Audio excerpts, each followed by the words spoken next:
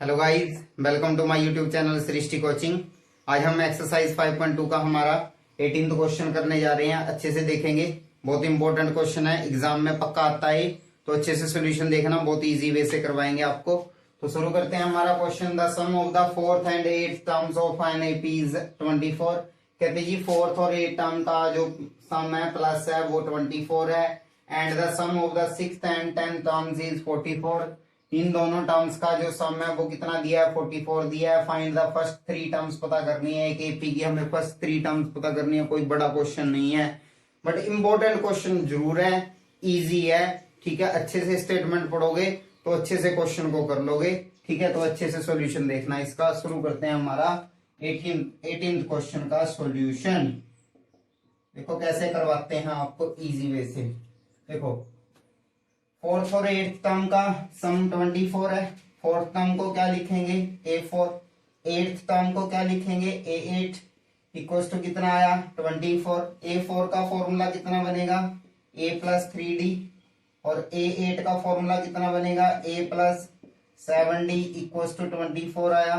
A और A को plus करोगे 2A, 3 और 7 को प्लस करोगे 10D और इक्वल्स टू 24। मैथ्स में एक चीज याद रखना कि अगर किसी इक्वेशन के अंदर सारे के सारे जो उसके वेरिएबल्स के साथ लगे हुए जो कॉन्स्टेंट्स हैं अगर सेम नंबर पे डिवाइड होते हो, मैं दोबारा बता देता हूं आपको कि अगर किसी इक्वेशन के अंदर जो सारे नंबर्स गिवन है अगर वो सेम टेबल पे डिवाइड होते हो या सेम नंबर पे डिवाइड होते हो तो उसको हम डिवाइड कर सकते हैं। डिवाइड करके उस इक्वेशन को हम सिंप्लीफाई करके लिख सकते हैं। ध्यान से देखो कैसे।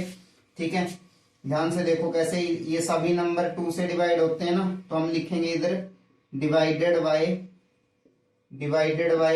2 के साथ डिवाइड करोगे तो कितना बनेगा, A plus 5D equals to 12। ये हमारी फर्स्ट इक्वेशन हुई। यही इक्वेशन को सिंप्लीफाई करके हमने ऐसे लिख दिया। हम ये मैथ्स में कर सकते हैं, ध्यान से याद रखना इस फैक्ट को।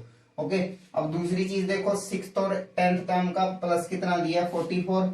सिक्स टर्म को क्या लिखोगे, A6। 10th टर्म को लिखोगे A10 इक्वल्स टू 44। A6 को हम लिखेंगे A प्लस 5D। इसका फॉर्मूला बनेगा A plus 9D equals to 44 आया। A और A कितना आया, 2A।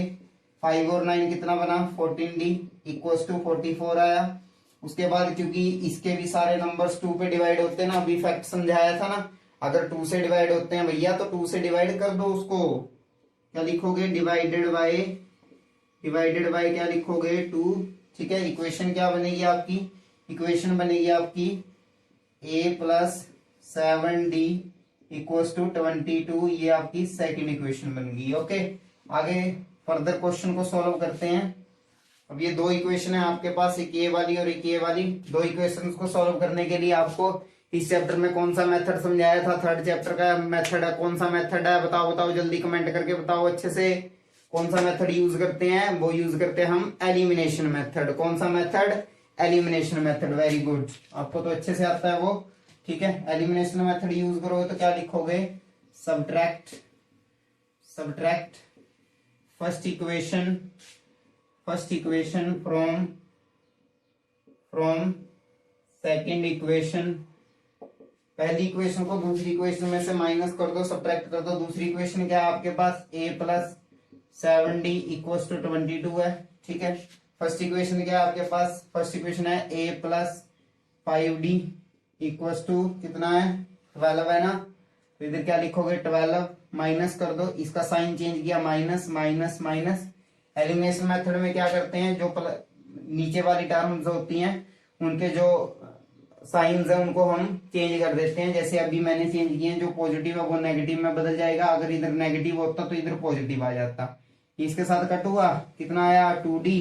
इधर कितना आया, 10D इक्वल्स टू कितना आया, 10/2। कट के कितना आया, D की वैल्यू 5।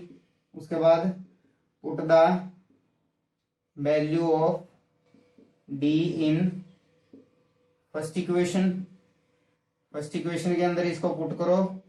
फर्स्ट इक्वेशन कौन सी आपकी, ये वाली है ना, इसके अंदर पुट करो इसको। A प्लस D की वैल्यू कितनी है, 5 है। 5 मल्टीप्लाई 5 इज इक्वल टू कितना बना, 12। तो A प्लस 25 आया इज इक्वल टू 12 आया।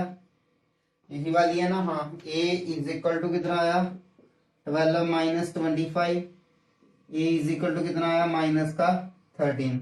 तो ए अगर इसका माइनस 13 बना तो आगे करते हैं। आगे क्या पता करना था हमें पता करना था इसकी फर्स्ट 3 टर्म्स। अब अगर इसकी फर्स्ट 3 टर्म्स पता करनी है तो फर्स्ट टर्म तो देखो यही आएगी, क्योंकि ए क्या होती है, किसी भी एपी की फर्स्ट टर्म होती है, पता ही होगा ये तो आपको, ठीक है। और सेकंड टर्म को क्या लिखेंगे, A2 फॉर्मूला क्या बनेगा, A प्लस डी। ए की वैल्यू कितनी आई है आपकी -13 प्लस डी की वैल्यू कितनी आई है, देखो 5 आई है ना, तो माइनस का 8 बना। और A3 निकालेंगे अगर, तो a प्लस 2d, ए की वैल्यू -13 प्लस 2 मल्टीप्लाई डी की वैल्यू 5, -13 प्लस 10 कितना आया माइनस का 3।